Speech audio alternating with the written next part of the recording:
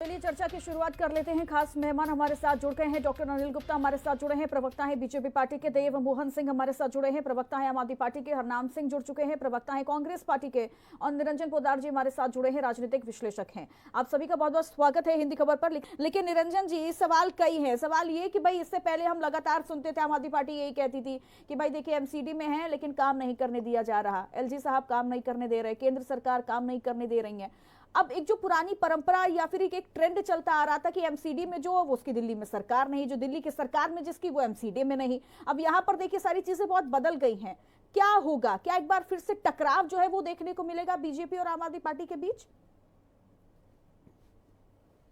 देखिए चित्रा जी, राजनीति के अंदर वार प्रतिवार चलते रहेंगे, लेकिन जिस तरीके से दिल्ली की अभी जो परिस्थितियां चल रही थी, दिल्ली के अंदर विशेषकर आप ये मान के चलिए पिछले 10-12 वर्षों की अगर मैं बात करूं तो एक नाबालिग राजनीति का उदय हो गया था। नाबालिग राजनीति का उदय आपने देखा होगा कि पहली बार ऐसा हो रहा है कि दिल्ली के अंदर 2 साल एनसीडी के चुनाव हुए हुए हो गए, लेकिन आज तक यहाँ पे स्टैंडिंग कमेटी का पूरी तरह गठन नहीं हुआ और ना कोई स्टैंडिंग कमेटी वर्किंग करते हुए दिखाई दे रही।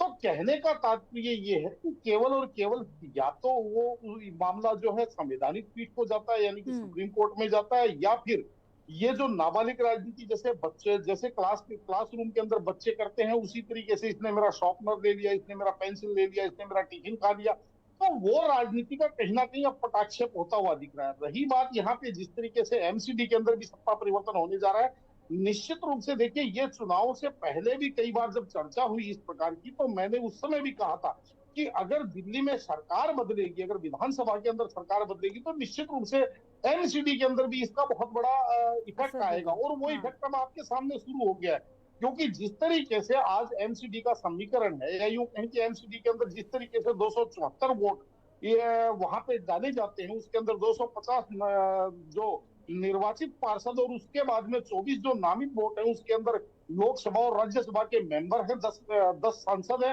और 14 जो विधायक जो विधानसभा अध्यक्ष के द्वारा नामित होंगे, वो 14 विधायक। इस तरीके से 274 अगर आप वोटों को देखेंगे तो कहीं ना कहीं भारतीय जनता पार्टी आज 232-234 वोटों के ऊपर दिखाई दे रही है, जबकि आम आदमी पार्टी कहीं ना कहीं 225 वोटों के आसपास नजर आ रही है। तो निश्चित रूप से भारतीय जनता पार्टी मजबूत। अब यहाँ पे थोड़ा सा मैं इस चीज को कहना चाहूंगा कि जो अब जिस तरीके से पार्षद दल बदल कर रहे हैं, जिसके ऊपर जो बात की जा रही है, इसके अंदर भी चित्रा जी आपको ये समझनी चाहिए कि जब हम करें तो रासलीला, दूसरा करें तो करैक्टर ढीला। क्योंकि जिस तरीके से अभी हरनाम सिंह जी ने कहा कि जब आम आदमी पार्टी की तरफ कांग्रेस के पार्षद गए तो बहुत अच्छा, ये उनकी चतुराई है। और अगर मैं बात करूं राजस्थान के अंदर जिस तरीके से 6 के 6 विधायक बहुजन समाज पार्टी के कांग्रेस ने तोड़ करके अपनी पार्टी में शामिल कर लिया, और वहां पे बहुजन समाज पार्टी को समझ लीजिए वहां सुपड़ा साफ कर दिया, तो अशोक गहलोत जी उस टाइम जादूगर थे।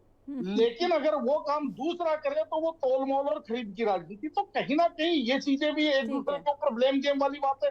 बाकी राजनीति पे मौका मिलने पे चौका मारने से कोई नहीं चूकता। बिल्कुल कोई नहीं चूकता। मौका मिलता है तो देखिए मुझे लगता है चौका छक्का हर कोई लगा देता है।